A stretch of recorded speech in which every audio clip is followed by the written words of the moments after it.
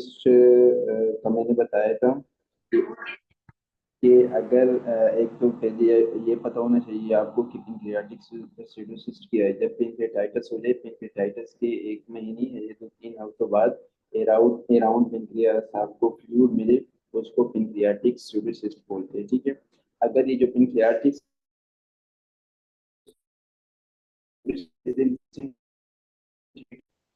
तो observe, अगर manometer हो तो हम इंडोस्पेक्ट ड्रेनेज, अगर इंजर्ड हो तो अस्सलाम 6 वालेकुम मीटर डॉक्टर हो साहब, आपकी तो आवाज़ हम में पर बहुत क्यूब। ज़्यादा डिस्टॉर्शन है। प्लीज़ अगर आप अपनी प्लेस चेंज कर लें कहीं और, थोड़ा सा प्लीज़, बिकॉज आपकी आवाज़ क्लियर नहीं आ रही। एक मिनट में दोबारा ट्राई करता हूँ।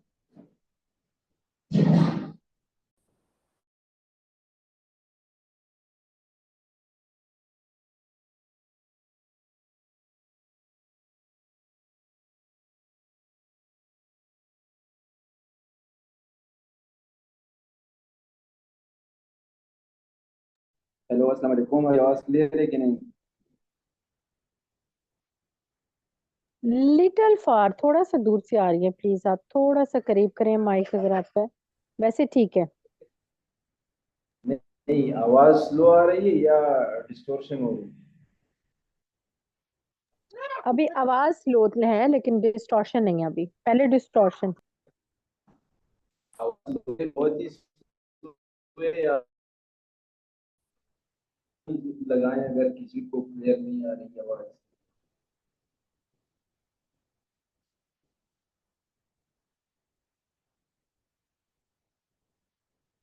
अभी आवाज़ सही आ रही है कि नहीं? जी अब बिल्कुल ठीक है। ठीक है, दरमियान में फिर दोबारा डिस्टॉर्शन हो गई थी। अभी आप जो भी बोल रहे थे जी, मुझे समझ नहीं आई। जब आवाज़ खराब हो तो फिर मुझे बताया करें, ठीक है? जी ठीक है, जजाक। अच्छा, पेंक्रियाटिक सिस्ट पढ़ रहे थे कि अगर साइज लेस देन 6 सेंटीमीटर हो और एसिम्प्टोमेटिक हो तो हम क्या करेंगे, जस्ट ऑब्जर्व करेंगे। अगर मोर देन 6 सेंटीमीटर हो और सिम्प्टोमेटिक हो तो हम क्या करेंगे, एंडोस्कोपिक ड्रेनेज करेंगे। अगर इन्फेक्टेड हो तो परक्यूटेनियस ड्रेनेज करेंगे।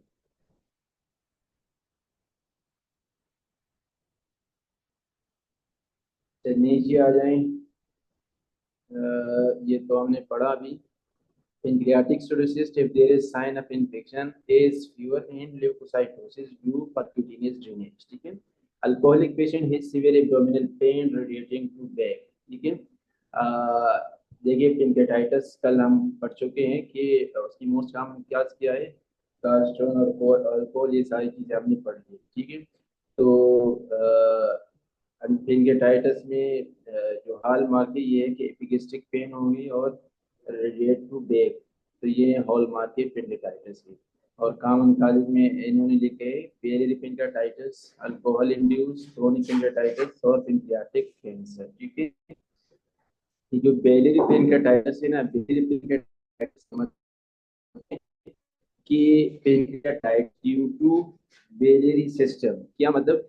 देखिए, अगर आप बिलियरी ट्री को देख रहे हैं ना, common bile duct, sorry, cystic duct आता है गाल ब्लेडर से। राइट हेपेटिक डक्ट और लेफ्ट हेपेटिक डक्ट आते हैं लीवर से। ये तीनों डक्ट, सिस्टिक डक्ट, राइट और लेफ्ट हेपेटिक डक्ट, इनसे बनता है कॉमन बाइल डक्ट। और ये कॉमन बाइल डक्ट आगे जाके सेकेंड पार्ट ऑफ ड्यूटीनम में ड्रेन करते हैं। ठीक है। तो वहां पे एक हमारे साथ स्फिंक्टर भी होती है जिसको हम स्फिंक्टर ऑफ उडाई बोलते हैं। और यहाँ स्फिंक्टर ऑफ उडाई में पेंक्रियाटिक एंजाइम भी आते हैं। ठीक है। तो पेंक्रियाटिक डक्ट भी यहाँ पे आते हैं।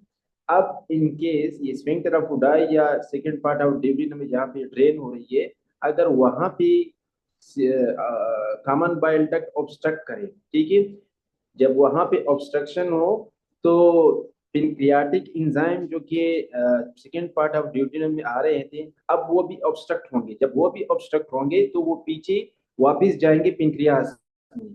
तो जब वो पीछे पेनक्रियास में जाएंगे वहां क्या करेगा, पेनक्रियाटाइटिस। ठीक है। वहां पे नॉर्मली ये पेनक्रियाटिक एंजाइम होते हैं, ये एक्टिवेट होता है जब सेकेंड पार्ट ऑफ ड्यूडिनम में आते हैं, जब पेनक्रियास से निकल के आते हैं। लेकिन ये जब वापस जाएंगे और वहां पे पेनक्रियास के अंदर एक्टिवेट होंगे, स्टिमुलेट होंगे, तो पेनक्रेटाइटिस को कर सकते हैं। तो इसको बोलते हैं बाइलियरी pancreatitis.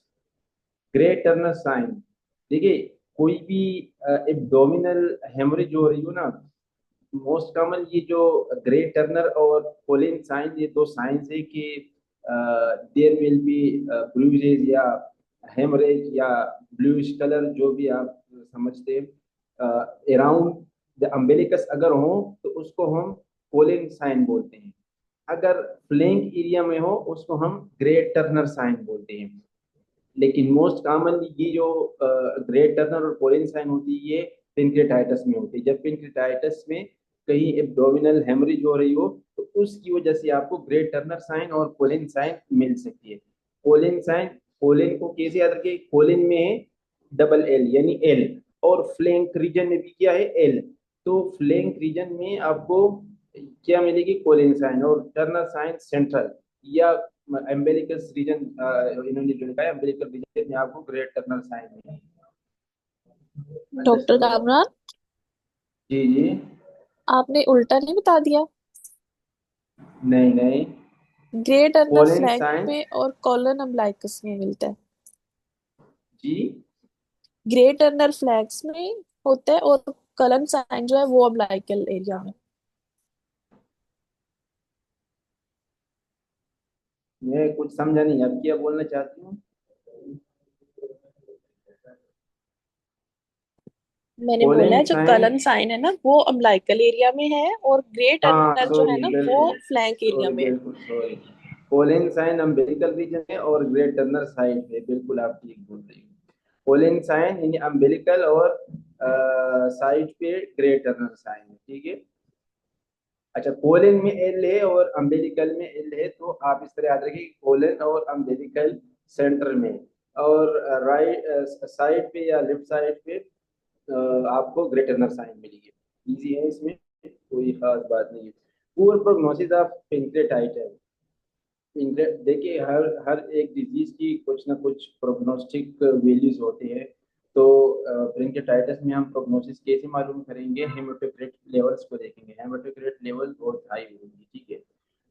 IHD ischemic heart disease with high WBC acidosis in MILA 600 diagnosis। देखिए ischemic heart disease है और साथ WBC लेवल भी बहुत हाई है, सिडोसिस है, एमाइलेज लेवल हाई है। तो एमाइलेज लेवल हाई है इसका मतलब क्या है कि पेनक्रेटाइटिस है। कल हमने दो एंजाइम पढ़े थे, लाइपेज और amylase. Amylase is not a specific but can be high in acute pancreatitis, तो सेंसिटिव है। P for lipase, P for specific, P for pancreatitis, ठीक है। Lipase is the specific enzyme. अच्छा, नेक्स्ट क्या है, epigastric pain relate to deck, x-ray normal high amylase CT short pancreatic swelling, what is the complication, ठीक है। Complication हम already पढ़ चुके हैं, पेनक्रियाटिक सिरोसिस, ठीक है। Evacuation of pancreatic cirrhosis by endoscopic, अगर इन्फेक्टेड ना हो और मोर देन 6 सेंटीमीटर हो तो एंडोस्कोपिक, अगर इन्फेक्टेड हो तो परक्यूटेनियस ड्रेनेज से करेंगे। Old patient, old with painless jaundice ultrasound show, जहां भी पेनलेस जॉन्डिस आ जाए ना तो directly pancreatic head of pancreas carcinoma के बारे में सोचना चाहिए। Ultrasound show dilated gallbladder, intra and extra hepatic bile duct, ask about diagnosis. Diagnosis क्या है, पेनक्रियास इडिनो कार्सिनोमा। देखिए ये शायद हमने कल पढ़ा था ये स्लाइड। अच्छा कोई बात नहीं, रिवाइज होगी, हाँ चलो।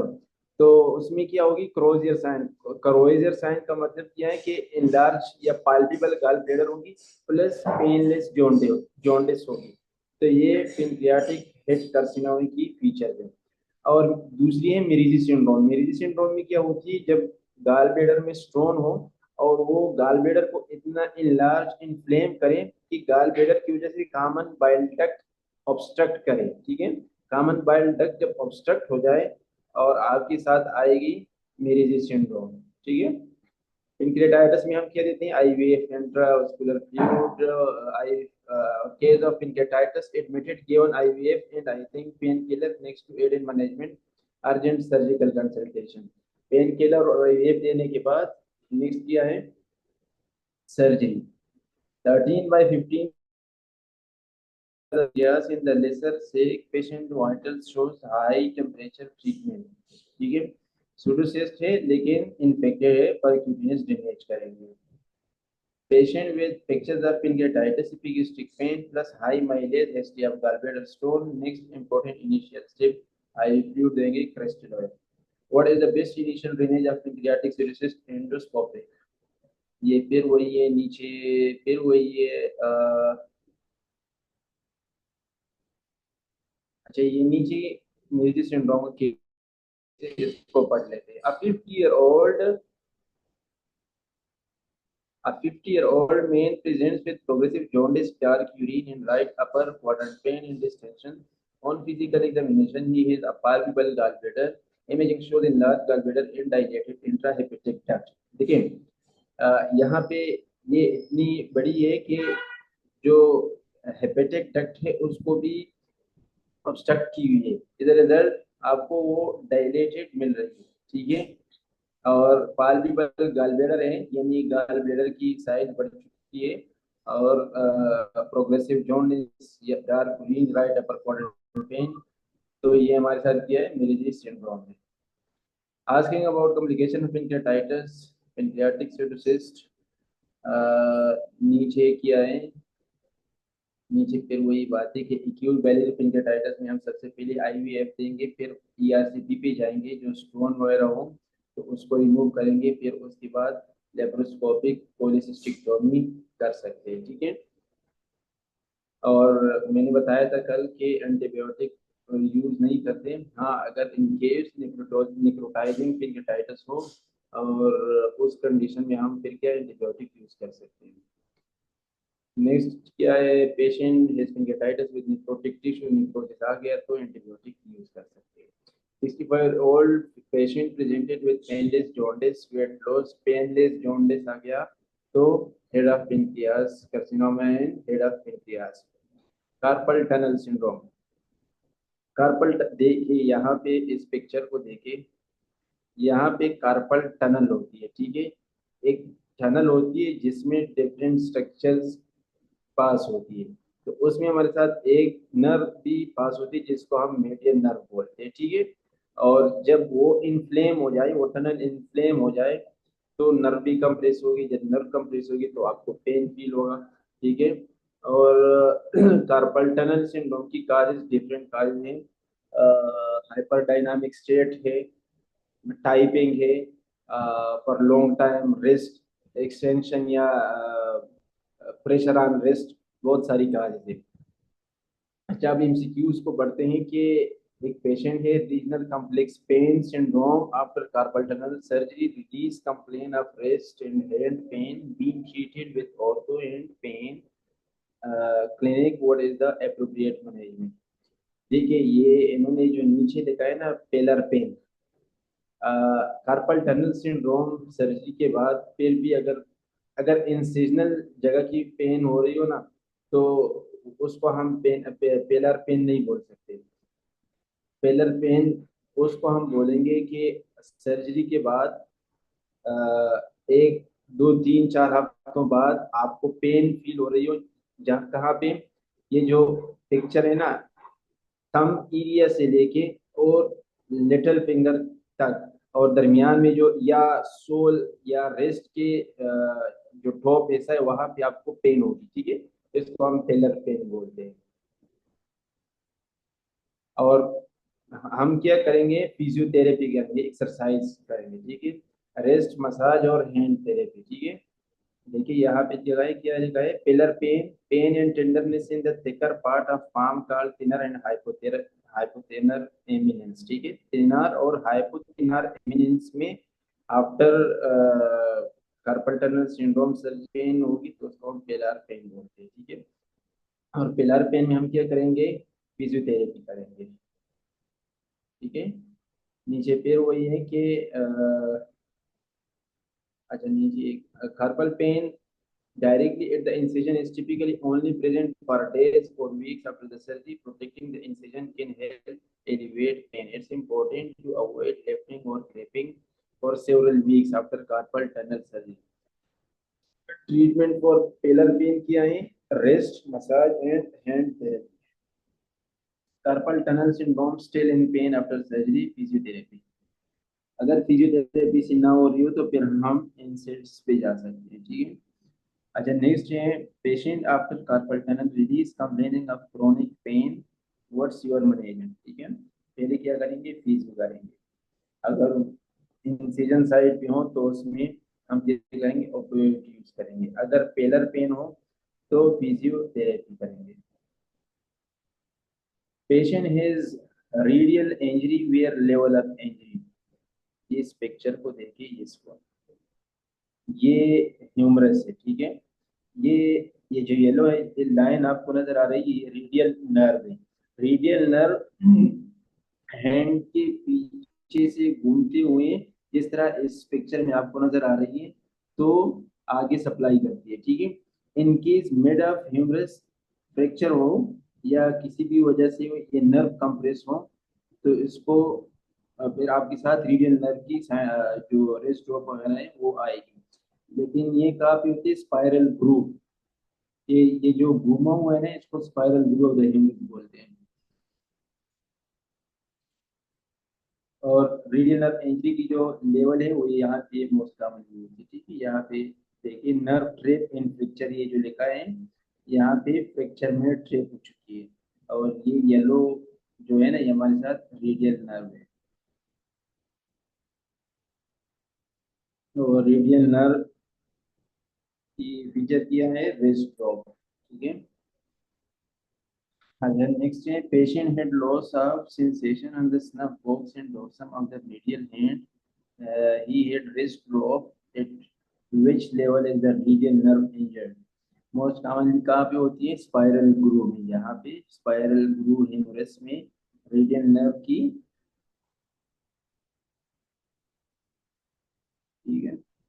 Snuff box, radial, spiral groove, बस ये याद रखें। रेडियल नर्व इंजरी का बता दिया आपको, क्वेश्चन में बता दें कि रेस्ट ड्रॉप है, कहाँ पे इंजरी हो सकती है, तो ह्यूमरस या स्पाइरल ग्रूव, ठीक है। नेक्स्ट क्या है, paraesthesia and nervousness with wrist drop shows radial nerve injury at which part, grooves of the humerus. फिर वही क्वेश्चन है, Therapist complain of tingling in face in left thumb, index in middle, in problem in dorsiflexion in fingers extending, which nerve affected, ठीक है। मैं आपको एक picture भेज रहा हूँ ग्रुप में, उसको थोड़ा देख ले।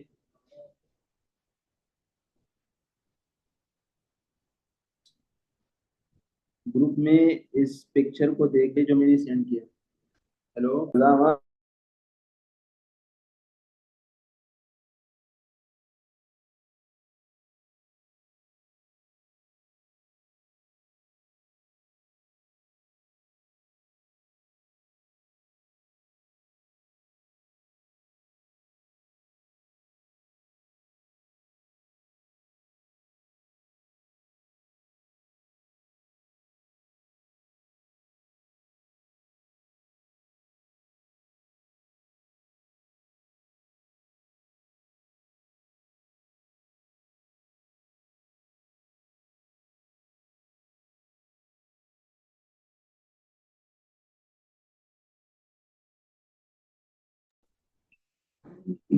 अच्छा ये देखिए ना, यहाँ पे लेफ्ट एक ही हैंड, एक डोर्सी है, और ठीक है।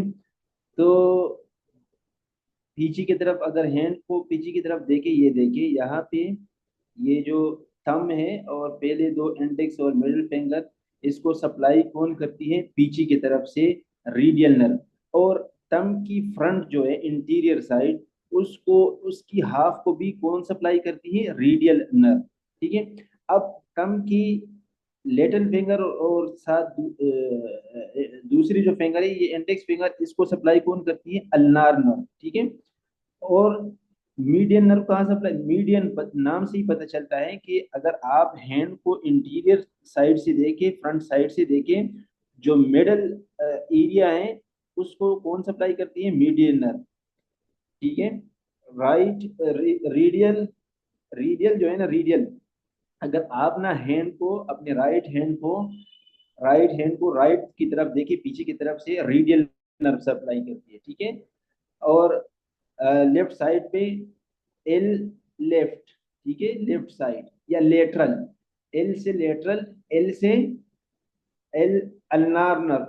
तो लेटरल सप्लाई कौन करती है हैंड को? अल्नार नर्व, ठीक है।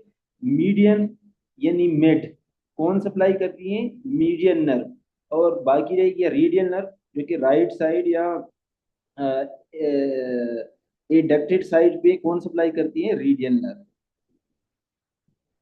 समझ आ गई ना आप सब नर्व सप्लाई की?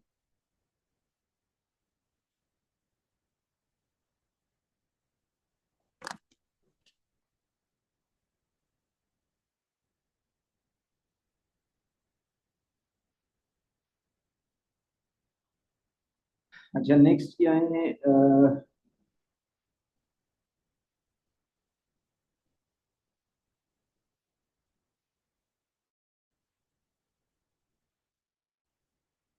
ये तो हमने पढ़ लिया कि डोर्सिफ्लेक्शन और एक्सटेंडिंग। देखिए, आप सबने ये पढ़ा होगा कि रेडियल नर्व डैमेज की वजह से रिस्ट ड्रॉप आई। ये रिस्ट ड्रॉप क्यों आई? क्योंकि जो रेडियल नर्व है ना, इस क्वेश्चन में आपको बता रहे हैं कि रेडियल नर्व का काम है डोर्सिफ्लेक्शन इन फिंगर्स एक्सटेंशन। फिंगर्स एक्सटेंशन और डोर्सिफ्लेक्शन रेडियल नर्व की वजह से होती है। अगर वो डैमेज हो तो आपके साथ क्या होगी? रेस्ट ड्रॉप यानी लॉस ऑफ या weakness of dorsiflexion and finger extension. समझ आ रही है ना? नेक्स्ट है patient with pain when writing at keyboard, some test showed hypoperfusion to superficial palm arch, what's the artery affected? यहाँ पे आ जाए, ये देखिए, जो रीडियल नर्व थी, तो ग्रुप में मैंने जो पिक्चर भेजा उसको भी देखे, यहाँ पे भी देखे, रीडियल नर्व थी, तो उसी इलाके को, उसी एरिया को रीडियल आर्टरी सप्लाई करती है, ठीक है। उसी एरिया को रीडियल आर्टरी सप्लाई करती है।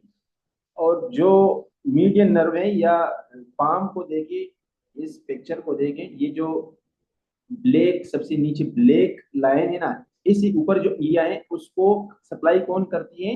अल्नार नर्व, ठीक है। और ये यहाँ पे, ये बैक ऑफ द हैंड है, यहाँ पे भी देखें कि जो पीछे की तरफ है, मिड मिड की तरफ, इसको सप्लाई कौन करती है? अल्नार नर्व, ठीक है। अच्छा, अगर एक एक पेशेंट है, वो राइटिंग करता है और हाइपो परफ्यूजन हो रही है, ठीक है, सुपरफिशियल पाम को, सुपर, यहाँ पे क्वेश्चन की बता रहे हैं सुपरफिशियल पाम आर्च। ये देखिए, ये पाम है आपके पास, ये पाम है। ये जो, ये जो 3 4 लाइंस है ना, ऊपर ब्लैक लाइंस है, ये एरिया है पाम की। और पाम को कौन सप्लाई कर रही है? Ulnar art.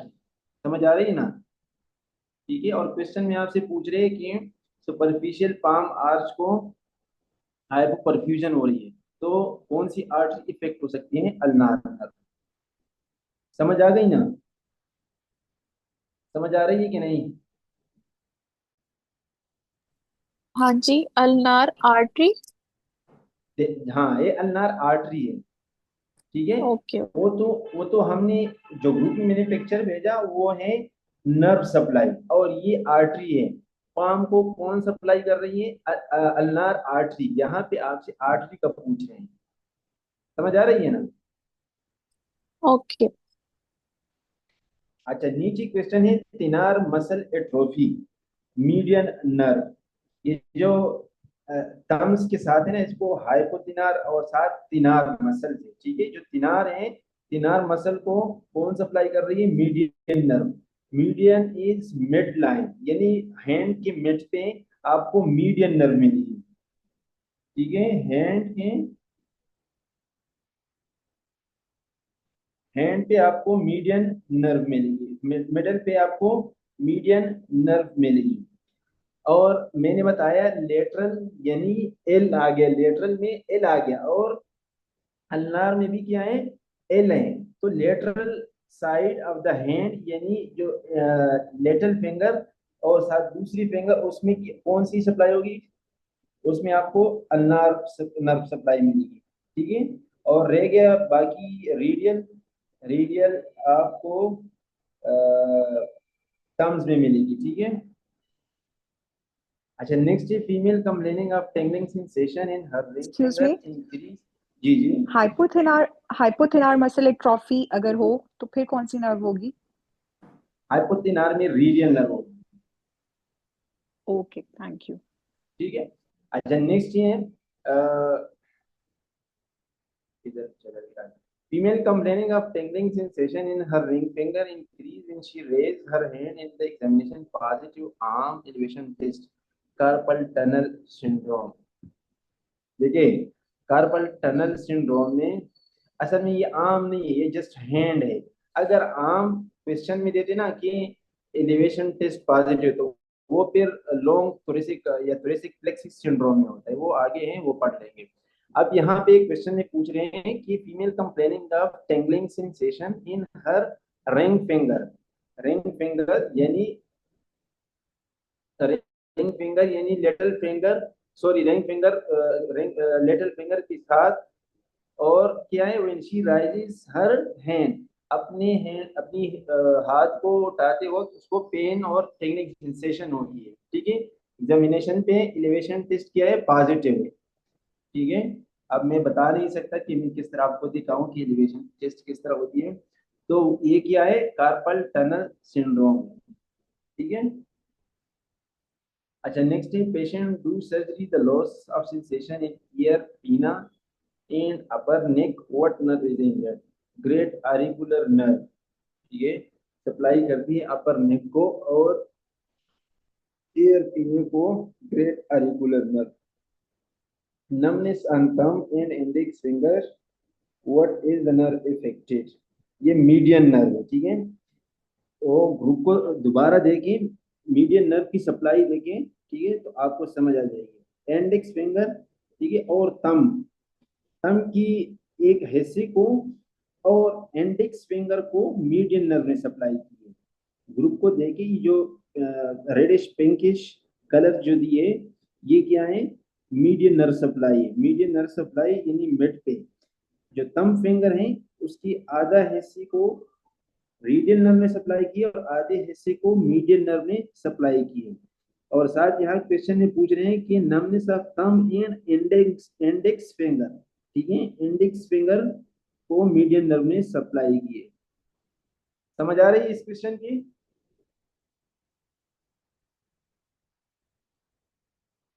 समझ आ रही है कि नहीं? जी आ रही है समझ। Yes. Male with left little finger and ring numbness on pain, ठीक है। Raise stress test increase the symptoms, what's the diagnosis. देखिए ये थोरेसिक प्लेक्सिस या थोरेसिक आउटलेट सिंड्रोम जो है ना, ये आपकी नर्व कंप्रेशन होती है कहाँ पे, नाम से पता चलता है कि जहाँ से, जहाँ थोरेसिक एरिया है ना वहां से, यानी जो जहाँ पे रिब्स हैं और ऊपर बोन है, क्या नाम है उसका, अच्छा यहाँ पे स्ट्रक्चर्स स्ट्रक्चर्स पास होते हैं, ठीक है।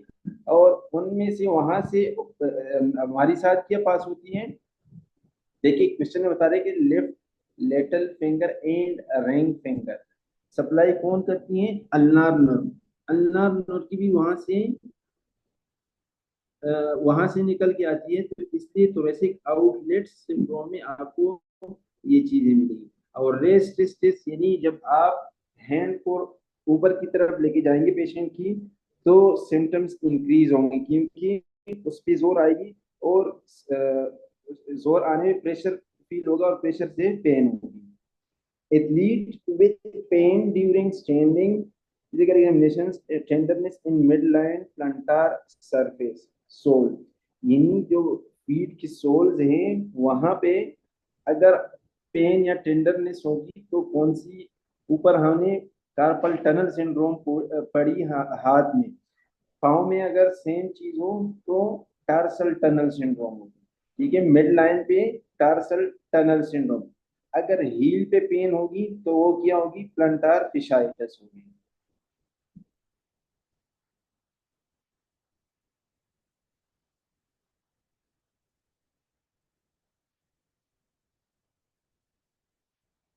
ठीक है, जो mid line of the foot है और नीचे इवन टोस की तरफ, वो पूरा जो सोल है वहां पे आपको टेंगलिंग सेंसेशन या पेन या टेंडरनेस होगी, तो क्या है, tarsal tunnel syndrome. Obese patient presented with little finger tingling in positive rest stage, ऊपर क्वेश्चन ऑलरेडी पढ़ा कि thoracic आउटलेट सिंड्रोम में, ठीक है। Gall bladder, most common cause of biliary colic is gallstone, ठीक है, कल हमने पढ़ा था। In elderly with IHD, ischemic heart disease due to post-cholecystectomy presented with sudden chest pain, shortness of breath, and vitally hypotension and tachycardia over space।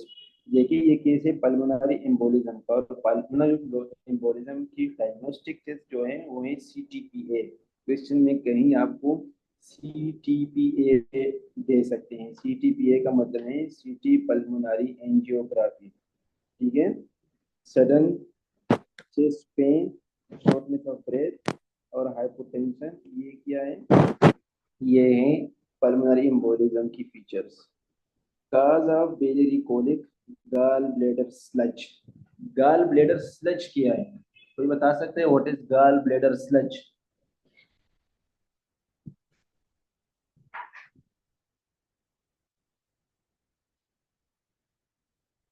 Sludge वही जो necrotic material accumulate हो गया होगा, जी जी, necrotic material accumulation. Necrotic material, चलो सही है। देखिए जब हमारे साथ बाइल में ना, बाइल में डिफरेंट चीजें होती है। बाइल कोलेस्ट्रॉल होती है, बाइल एसिड्स होती है, साल्ट होती है, डिफरेंट चीजें होती है। ये जो बाइल स्टोन या पिगमेंटेड स्टोन या जो स्टोन बनती है, गॉल ब्लैडर स्टोन बनती है, उस स्टोन से पहले ये जो मटेरियल है, इसको स्लज को ना प्रिकर्सर भी बोल सकते हैं, गॉल स्टोन प्रिकर्सर।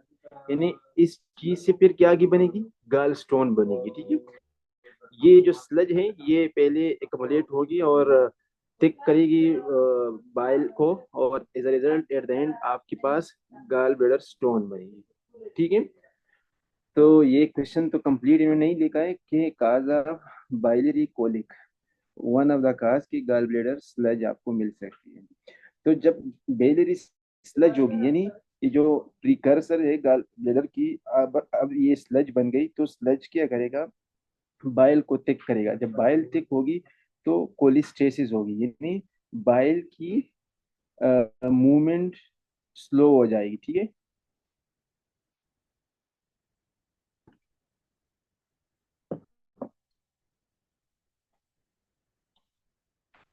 और लास्ट में ये देखिए, यहाँ पे देखें, बेलरी स्लज के बाद क्या होगी, कोलिस्टेसिस मिलेगी आपको। कोलिस्टेसिस के बाद लास्ट में गाल स्टोन फॉर्मेशन होगी, ठीक है। तो ये जो बाइलरी स्लज है, इसका प्रिकर्सर या इनिशियल पॉइंट जहां से गाल स्टोन की फॉर्मेशन हो रही है।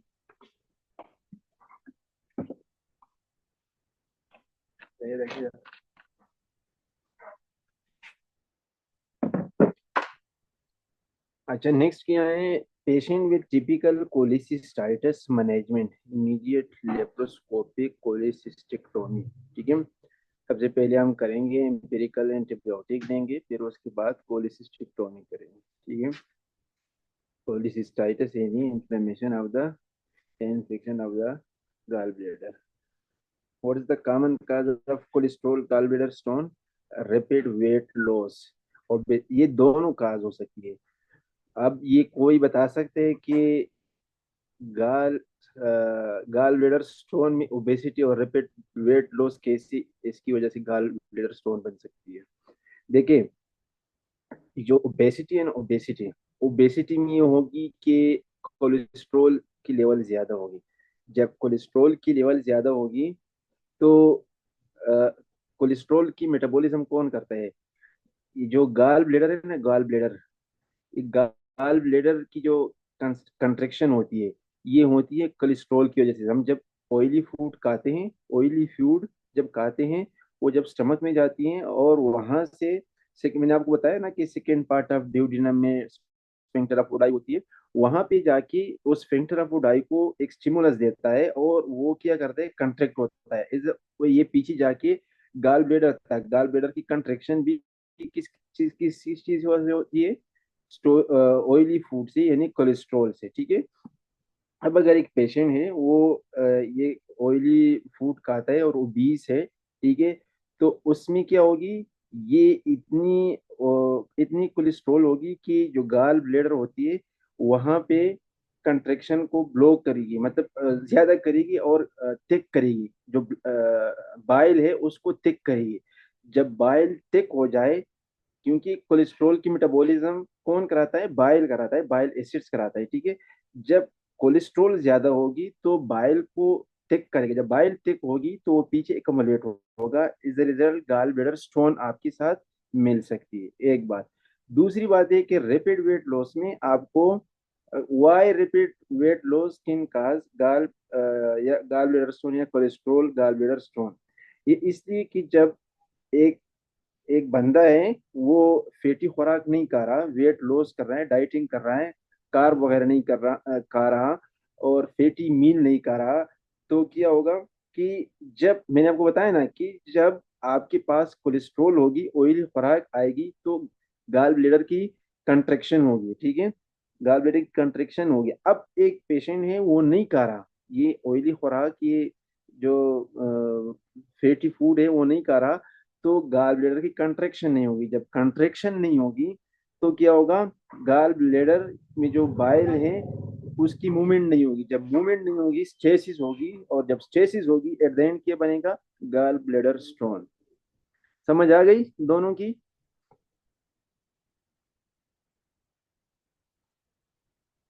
अच्छा, नेक्स्ट है कुलिकी जी जी एब्डोमिनल बिल्कुल। Pain with dilated CBD and intrahepatic duct causes of pain। ठीक है। कोलिक एब्डोमिनल पेन है और सीबीडी डायलेटेड है, यानी कॉमन बाइल डक्ट डायलेटेड है। इसका मतलब क्या है कि ऑब्स्ट्रक्शन हुई है, कॉमन बाइल डक्ट की ऑब्स्ट्रक्शन हुई, इसलिए डायलेट हुई है। और इंट्राहेपेटिक डक्ट काज, मतलब काज किया है, पेन की जो काज है वो क्या है, कंस्ट्रक्शन या contraction of sphincter of Oddi. ठीक है। जो सेकंड पार्ट ऑफ ड्यूडेनम में ड्रेन होती थी, वो हमने पढ़ा, वहां पे एक स्फिंक्टर है जिसको हम स्फिंक्टर ऑफ ओडाई बोलते हैं। ठीक है। और अक्सर आप लोगों ने देखा होगा, या हिस्ट्री में अक्सर हम पूछते हैं कि जब आप ऑयली फूड खाते हो, पेशेंट से हम पूछते हैं तो पेन इंक्रीज होता है कि नहीं। मोस्टली कोलिसिस्टाइटिस पेशेंट में या gall bladder stone related pen में क्या होगी, पेन इंक्रीज होगी, क्योंकि जब ऑयली खुराक खाएगा तो वो कंट्रेक्शन होगी। जब कंट्रेक्शन होगी तो पेन होगा। Abdominal pain in ultrasound shows stones in gallbladder with normal wall. What is the management? ठीक है। अल्ट्रासाउंड पे स्टोन दिखाई दे रहे हैं लेकिन गाल ब्लेडर नॉर्मल है, ठीक है, इन्फ्लेम नहीं है। कौन सी मैनेजमेंट हम करेंगे? Ursodeoxycholic acid. ये क्या करेगा? Ursodeoxycholic acid actually is a bile acid, जो कि गालस्टोन की जो जो गालस्टोन कोलेस्ट्रॉल से बनती है, जो कोलेस्ट्रॉल इनरिच गालस्टोन हो उसको डिसॉल्व करने में हेल्प करेगी। क्योंकि ये क्या करता है, मैंने बताया कि बाइल क्या करता है, बाइल में डिफरेंट टाइप ऑफ मटेरियल आपके पास मिलेगी, जिसमें बाइल एसिड्स हैं, साल्ट है, प्रोटीन है, बहुत सारी चीजें। तो अब इन केस आपके पास बाइल ही नहीं है, यानी अगर आपके पास बाइल है, यानी क्या, बाइल एसिड, यूरिक डिऑक्सीकोलिक एसिड, जो कि क्या करता है, गालस्टोन को डिसॉल्व करता है। अगर वो हो, गालस्टोन को डिसॉल्व करेगा और बाइल की फ्लो में इजीली वो पास होगी। ठीक है। तो इसलिए हम यूरिक एसिड दे सकते हैं। Old man came with jaundice and dark urine palpable gall bladder. देखिए दो चीजें अगर आपके साथ आए ना, पाल्पेबल गाल ब्लेडर या पेनलेस जॉन्डिस, ये केस होगा पेनक्रियाटिक कार्सिनोमा की, हेड ऑफ पेनक्रियाटिक कार्सिनोमा, ठीक है। अच्छा, लेब शोज डायरेक्ट बिलरुबिन। अच्छा, ये क्वेश्चन पूरा नहीं है लेकिन इन्होंने पता नहीं क्या लिखा है, लेकिन ये केस किस चीज का होगा, palpable gall bladder plus painless jaundice is pancreatic cancer. अच्छा, ये क्लास्टिक इन ट्यूमर की होती है, इसमें गाल ब्लेडर की श्रिंकेज हो जाती है जो कि पेनफुल होती है क्लास्टिक ट्यूमर में। ये देखिए इन्होंने लिखा भी है, ये श्रिंक रहेगा या क्या रहेगा, ये इसमें क्या होती है, shrinkage of gall bladder which is painful. 30-year-old male patient presented with abdominal pain related to meals radiate to the back, ठीक है। Lab shows resulted high mileage, ultrasound showed bile sludge with no gallbladder stones were notified, no CBD dilatation was your management, ठीक है। ये क्या है, abdominal pain related to meals radiating to the back, ये है biliary pancreatitis. कोई बता सकता है what is biliary pancreatitis, what is the pathophysiology of biliary pancreatitis? अभी अभी हमने डिस्कस किया लेक्चर के स्टार्ट में, व्हाट इज बाइलरी पेनक्रेटाइटिस, कोई बता सकता है?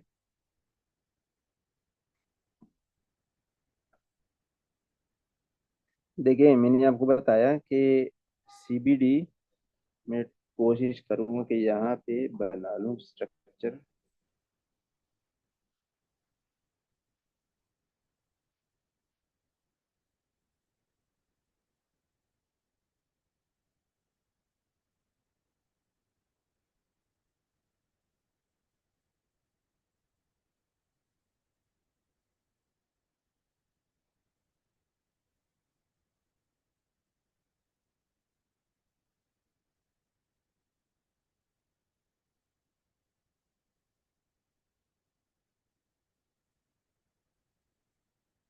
ये है गाल ब्लेडर, ठीक है। यहाँ पे है आपके पास लीवर, और ये है सिस्टिक डक्ट, ठीक है। यहाँ से आते हैं लेफ्ट हेपेटिक डक्ट और राइट हेपेटिक डक्ट, ये तीनों मिलके जाते हैं सेकेंड पार्ट ऑफ ड्यूडेनम में, ठीक है। ये है सेकेंड पार्ट ऑफ ड्यूडेनम, ठीक है। ये सारी मिलके और ये है हमारे साथ सी बी डी, ठीक है, कॉमन बाइल डक्ट, ठीक है। अब यहाँ पे है पेनक्रियास,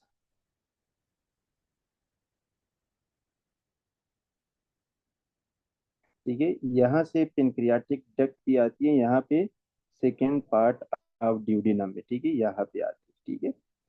अब इनकी कनेक्शन, सबका कनेक्शन एक है यहाँ पे, जिसको हम बोलते हैं एम्प्यूला ऑफ वेटर, ठीक है। ये सिस्टिक, ये गाल ब्लेडर है, गाल ब्लेडर, ये लीवर है, ठीक है। ये gall bladder, liver, pancreas, liver और गॉल ब्लैडर की जो डक्ट है वो साथ मिलके, ये जो डक्ट है ये वाला, ये जो मिलके इसको हम क्या बोलते हैं, सीबीडी, कॉमन बाइल डक्ट, ठीक है। और यहाँ पे पेंक्रियाटिक डक्ट, तो यहाँ आके सेकेंड पार्ट ऑफ ड्यूडिनम में ड्रेन होते हैं, ठीक है। और यहाँ पे होते हैं स्फिंक्टर ऑफ उडाई, ठीक है। इनकी यहाँ पे ऑब्स्ट्रक्शन हो, यहाँ पे ऑब्स्ट्रक्शन हो या कॉमन बाइल डक्ट डायलेट हो, तो ये पीछे पेनक्रियाटिक डक्ट को भी क्या करेगा, ऑब्स्ट्रक्ट करेगा। जब पीछे पेनक्रियाटिक डक्ट भी ऑब्स्ट्रक्ट करे, तो यहाँ से जो पेनक्रियाटिक एंजाइम आ रहे थे वो भी वापस जाएंगे। जब वापस जाएंगे पेनक्रियास के अंदर एक्टिवेट होंगे, स्टिमुलेट होंगे, तो क्या होगा, बेलरी पेनक्रियाटाइटिस। समझ आ गई अब कि नहीं? अब समझ आ गई कि नहीं?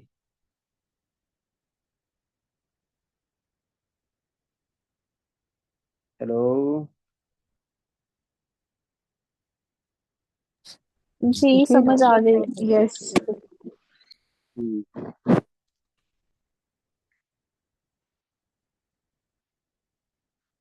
अच्छा, नेक्स्ट क्या है, patient during complicated lap chole यानी laparoscopic cholecystectomy the surgeon accidentally transected the CBD common bile duct about the level of cystic duct, what is your management hepaticojejunostomy. देखिए, ये मैंने बनाया ना आपके पास, ये क्या थी, second part of duodenum.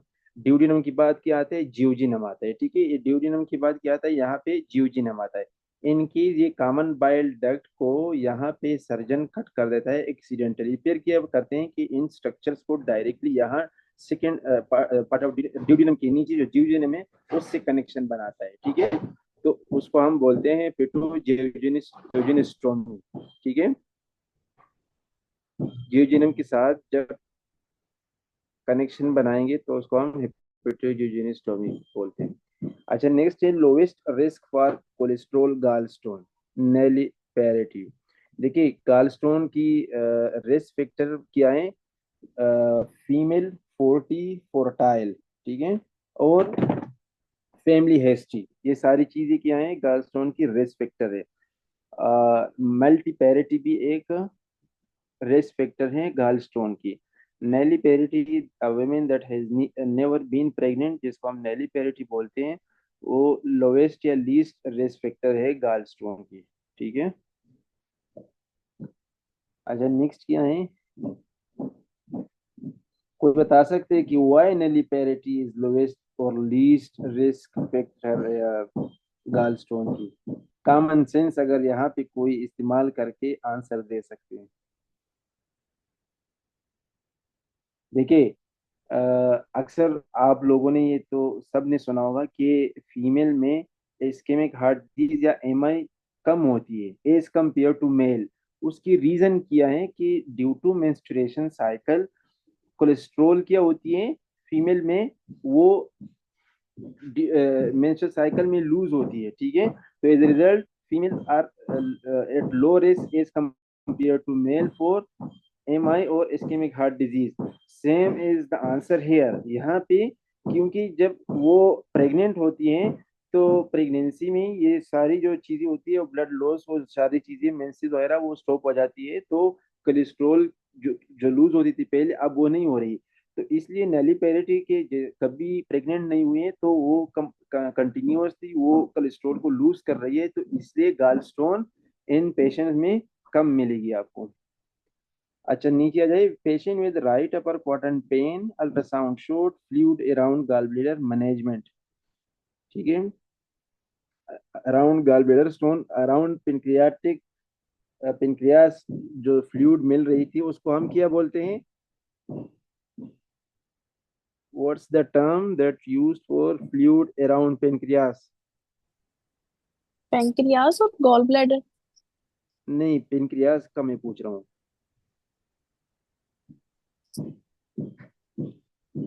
Pancreatic सूडोसिस्ट आज भी पढ़ा, कल भी हमने पढ़ा था। यस जब पेनक्रियास पेनक्रियाज के इर्द गिर्द, मेरे ख्याल से आप लोग सो रहे हैं क्या, पेनक्रियाज के इर्द गिर्द जो फ्लूइड होती है हम पेनक्रियाटिक सूडोसिस्ट बोलते हैं। और पेनक्रियाटिक सूडोसिस्ट का हमने बताया कि साइज के मुताबिक और इन्फेक्टेड नॉन इन्फेक्टेड उसके मुताबिक फिर हम ड्रेनेज करेंगे, ठीक है। अब अराउंड गाल ब्लेडर अगर फ्लूइड एक्युमुलेट हो तो उस कंडीशन में हम फिर क्या करेंगे, लेप्रोस्कोपिक कोलिसिस्टेक्टोमी करेंगे, ठीक है। और मोस्टली ये जो फ्लूइड होती है ना, ये यहाँ पे एब्सिस पस वगैरह बन जाती है, तो इसमें एंटीबायोटिक प्लस ड्रेनेज वगैरह में सारी चीजें कर सकते हैं, ठीक है। लेकिन लेप्रोस्कोपिक कोलिसिस्टेक्टोमी करेंगे अगर गाल ब्लैडर के अराउंड फ्लूइड आपको मिले, ठीक है। डॉक्टर अच्छा, कामरान, नेक्स्ट इसमें है, हम एस्पिरेशन या एंटीबायोटिक्स क्यों नहीं चूज कर रहे, लैब कोली पे क्यों जा रहे हैं? देखिए इंस्पिरेशन इसलिए ना कि एक तो अगर आप देखिए जो गाल ब्लैडर है ना, gall bladder it's a very delicate organ, ठीक है। इन केस आप एस्पिरेशन की कोशिश करेंगे और गाल ब्लैडर पंक्चर हो जाता है, रप्चर हो जाता है, तो हम अक्सर उसमें देखते हैं ईद की कुर्बानियां जब करते हैं ना, हम अक्सर जो कसाब होते हैं वो बोलते हैं कि पता नहीं उर्दू में क्या बोलते हैं, पित्ता बोलते हैं, क्या बोलते हैं इसको। तो जी जी हम बिल्कुल ये क्या पिस्ता बोलते हैं। हम क्या कोशिश करते हैं कि इसको रप्चर होने से बचाए। क्यों? क्योंकि जो गाल ब्लेडर होता है इसके अंदर बहुत ही टॉक्सिक और खतरनाक ये जो बाइल एसिड होता है वो खतरनाक होता है, एसिडिक होता है, जो कि दूसरी ऑर्गन्स को डैमेज कर सकता है। इसलिए हमने डायरेक्टली लेप्रोस्कोपिक कोलिसिस्टोमी करनी है। अब समझ आ गई कि नहीं? हाँ जी ठीक है। हाँ। अच्छा, नीचे recurrent right upper quadrant pain exacerbation with morphine temperature is 30। देखिए ये जो मॉर्फिन है ना, मॉर्फिन ये क्या करता है, ये जो अभी हमने स्फिंक्टर आपको बताया यहाँ पे जो स्ट्रक्चर थी, इसको इसकी कंट्रेक्शन को बढ़ाता है। तो बेलरी कोलिक में हम मॉर्फिन यूज नहीं करेंगे, ठीक है, एग्रीवेट करेगा पेन को। तो उसके लिए फिर हम कौन सा ड्रग यूज करेंगे? मिप्रीड। देखिए मिप्रीडिन, ठीक है। अच्छा, next patient came to ER with right upper quadrant pain and jaundice with fever. I think 2 hours later, patient improved. Ultrasound showed multiple gallstone within normal world. Gallbladder management. देखिए जो cholecystitis है ना, cholecystitis में हम पहले क्या करते हैं, जस्ट कोशिश करते हैं कि एम्पेरिकल एंटीबायोटिक और पेन किलर और फ्लूइड दे दे, उसके बाद डायरेक्टली लेप्रोस्कोपिक कोलिसिस्टेक्टोमी करते हैं, ठीक है। तो ये यहाँ पे क्वेश्चन में क्या बता रहे हैं कि राइट अपर क्वाड्रेंट पेन है, जॉन्डिस से फीवर है, यानी कोलिसिस्टाइटिस की फीचर्स बता रहे हैं। तो हमने क्या करना है, लेप्रोस्कोपिक कोलिसिस्टेक्टोमी। नीचे आ जाए, पेशेंट पोस्ट पीटीसी पर क्यूटेनियस ट्रांस हेपेटिक कोलेंजियोग्राफी, ठीक है, on PR exam interior bogie. देखिए ये जो केस है ना, अगर कहीं भी आपको बोगी मास या इस तरह कुछ बता दे तो ये केस होगा एब्सिस की। और एब्सिस का मैंने बताया था कि अकॉर्डिंग टू साइज अगर लेस देन 5 सेंटीमीटर हो तो इंस्पायरेशन प्लस एंटीबायोटिक यूज करेंगे। अगर मोर देन 5 सेंटीमीटर हो, इंसिजन प्लस ड्रेनेज प्लस क्या करेंगे, एंटीबायोटिक। और यहाँ पे बता रहे हैं कि बोगी यानी बहुत ही लार्ज है तो परक्यूटिनियस ड्रेनेज करेंगे। देखिए यहाँ पे इन्होंने लिखा भी है, this is the case of intra abdominal abscess. Right upper quadrant pain and ultrasound dilated common bile duct with intrahepatic biliary dilatation. What is the cause? जब कॉमन बाइल डक्ट की इन्फ्लेमेशन या इन्फेक्शन हो उसको हम क्या बोलते हैं, या ब्लोकेजो कोलोडोकोलिथियासिस, ठीक है। अगर इन्फेक्शन इन गाल ब्लेडर हो उसको हम क्या बोलते हैं, कोलिसिस्टाइटिस। अगर गाल स्टोन हो उसको हम क्या बोलते हैं, कोलिलिथियासिस। अगर कॉमन बाइल डक्ट में हो तो हम उसको क्या बोलते हैं, कोलोडोकोलिथियासिस, ठीक है। अगर कॉमन बाइल डक्ट की इन्फेक्शन हो या इन्फ्लेमेशन उसको हम बोलते हैं कोलिंजाइटिस। समझ आ गई इन टर्म्स की, या रिपीट करूं? ठीक है रिपीट कौन समझ आ सा? गई। ओके जी जी। ठीक है रिपीट रिपीट कर कर दे। दीजिए। हाँ प्लीज। देखिए, अगर अगर अगर गाल ब्लेडर में स्टोन मिले आपको, देखिए यहाँ पे लिखा भी है इन्होंने, गाल गाल स्टोन यानी कोलिलिथियासिस। अगर कॉमन बाइल डक्ट की इन्फेक्शन हो उसको हम बोलते हैं कोलिंजाइटिस। अगर गाल गाल ब्लेडर की इन्फेक्शन हो तो उसको हम क्या बोलते हैं, कोलिसिस्टाइटिस। अगर सीबीडी यानी कॉमन बाइल डक्ट में आपको स्टोन मिले उसको हम क्या बोलते हैं, कोलोडोकोलिथियासिस, ठीक है। Choledocholithiasis is stone in CBD, cholecystitis infection in the gall bladder, cholangitis infection of the common bile duct, और ये cholelithiasis is a gall stone, ठीक है।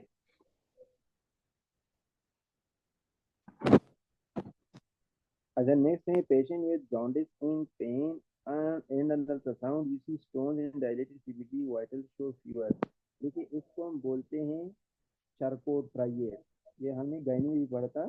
चारकोट्राइड का मतलब क्या है, jaundice, right upper quadrant pain plus fever is seen in extended cholangitis. Cholangitis मैंने बताया infection of the common bile duct, ठीक है। चारकोट्राइड होती है जॉन्डिस, पेन, ठीक है, right upper quadrant pain and fever is sarcoidosis. देखिए ये नीचे ने लिखा है cholangitis is an inflammation of the bile duct system यानी सीबीडी। अच्छा नीचे आ जाए patient with diabetes and hypertension and sickle cell anaemia type of gallbladder will form. देखिए एक हमारे साथ है सिकल सेल डिजीज, एक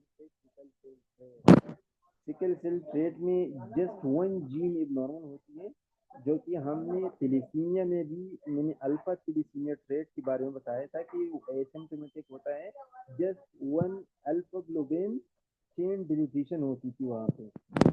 इसी तरह सिकल सेल ट्रेट में भी आपको वन जीन डिफेक्ट मिलेगी लेकिन एसिम्प्टोमेटिक मिलेगा, जिस तरह सिकल सेल डिजीज में आपको फीचर्स मिलते हैं वो नहीं मिलेंगे। तो सिकल सेल डिजीज को तो सबको पता है, जो हमने वो क्यूर-चिस्ट सिंड्रोम और डिक्टिलाइटिस पाइपरिज्म वो सारी चीजें हमने पढ़े थे, ठीक है। और उसमें जो स्टोन आपको मिलेगी वो पिगमेंटेड स्टोन होगी। चुप कर, हे चुप, ठीक है।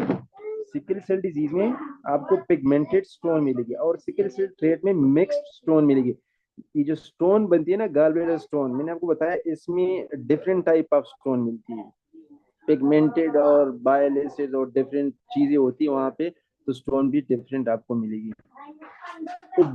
Diabetic obese elderly female with sickle cell trait has lithiasis, what kind of stone she has, ठीक है। सिकल सेल ट्रेट आ गया यानी मिक्स्ड स्टोन आपको मिलेगी।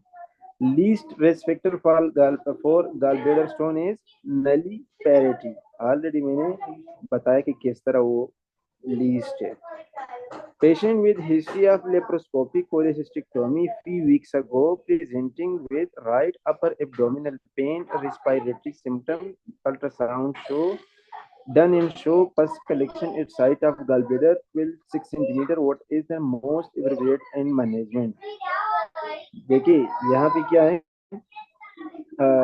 वही एब्सेस है अराउंड गॉल ब्लेडर, ठीक है। What is the most appropriate management?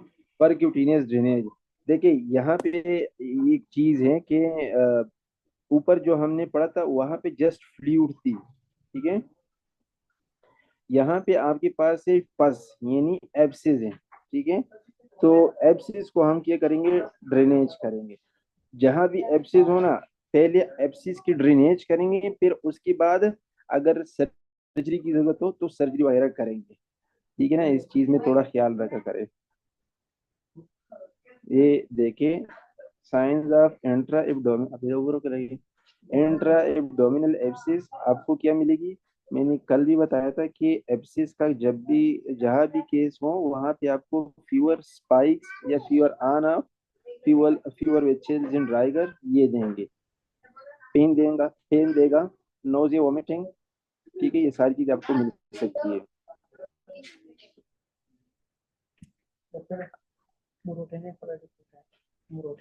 ठीक ठीक जरूर सुविधा। अच्छा next is patient post bariatric surgery complain of on and off fever for 1 week, on examination chest abdomen and wound were normal, how are you going to manage? bariatric surgery कौन सी होती है? जो obese लोग होते हैं, obese लोग उनमें stomach की साइज को, जो ओबीस लोग होते हैं ओबीस लोगों में स्टमक की साइज को डिक्रीज करते हैं through surgery. 3 types of surgery होते हैं, तो फिर आगे डिस्कस करेंगे कि कौन कौन सी सर्जरी होती है, ठीक है। नाम तो चलो बता दो, एक है स्लीव गेस्ट्रिक्टोमी, मतलब जस्ट एक स्लीव की तरह स्टमक को एक ट्यूब की तरह बना देते हैं, और दूसरी राउसिंग XY बेरियाट्रिक सर्जरी, एक तीसरी टाइप भी है, इसमें क्या करते हैं कि स्टमक की साइज को डिक्रीज करते हैं, कम करते हैं। अच्छा उसके बेरियाट्रिक सर्जरी करने के बाद ऑन एंड ऑफ फीवर हो रही है फॉर 1 वीक, ठीक है। ऑन एंड ऑफ फीवर आ गया, इसका मतलब कि एब्सेस है, ठीक है। और एब्सेस हम सॉफ्ट टिश्यू में देखने के लिए CT करेंगे, ताकि हम देखें कि कहाँ तक इन्फेक्शन या एब्सेस बनी है। और डीप टिश्यूज या डीप कलेक्शन को देखने के लिए, ठीक है। तो इसलिए हम यहाँ पे सीटी एब्डोमेन करेंगे। Female patient present with right upper quadrant pain, febrile left is show increased WBC, increased ALP, increased direct bilirubin, ultrasound show fluid around gallbladder, multiple stone. What the most appropriate management? क्या है कि increased WBCs और right upper quadrant pain, ये तो confirm हो गई कि it's an infection, और इन्फेक्शन में हम क्या करेंगे, एंटीबायोटिक यूज करेंगे, ठीक है। ये जहाँ भी मतलब आपने देखा हो अक्सर इवन इन अपेंडिसाइटिस हम पहले अगर इन्फेक्टेड हो तो उसमें हम पहले एंटीबायोटिक यूज करते हैं, जब इन्फेक्शन सबसाइड हो जाए उसके बाद सर्जरी की तरफ जाते हैं, ठीक है। तो फर्स्ट ऑप्शन हमारे साथ ये होगी, एप्रोप्रिएट मैनेजमेंट में एंटीबायोटिक यूज करेंगे। काफी आज के लिए कि नहीं? जी बिल्कुल एग्जैक्टली। चलो ठीक है, आज के लिए ये काफ़ी है। इंशाल्लाह कल फिर पढ़ेंगे फॉर 15 नंबर स्लाइड, लेकिन कोशिश करें कि जो चीज़ें हम पढ़ते हैं उसको रिवाइज करें। ये ज़्यादा से ज़्यादा आपसे 10 मिनट नहीं लेती रिवीजन, 5-6 स्लाइड या 10 स्लाइड जो हम पढ़ते हैं तो 10 मिनट में रिवाइज होते हैं, ठीक है। Thank you so much doctor. Doctor साहब मैं आपको एक मैसेज करूंगी व्हाट्सएप पे, please let me know. Okay, आप वो चेक कर लीजिएगा। जज़ाकल्लाह। जज़ाकल्लाह। थैंक जी यू जी सो बोलिए। मच। जी मैंने कहा मैं आपको व्हाट्सएप पे एक मैसेज करूंगी, आप मुझे जो है ना वो जवाब दे दीजिएगा। नहीं वो ठीक, रेलिवेंट और है मुझे, मैं चलो आपसे ठीक, कंसल्ट। चलो ठीक है। ठीक ठीक, ओके ओके, अल्लाह हाफिज़।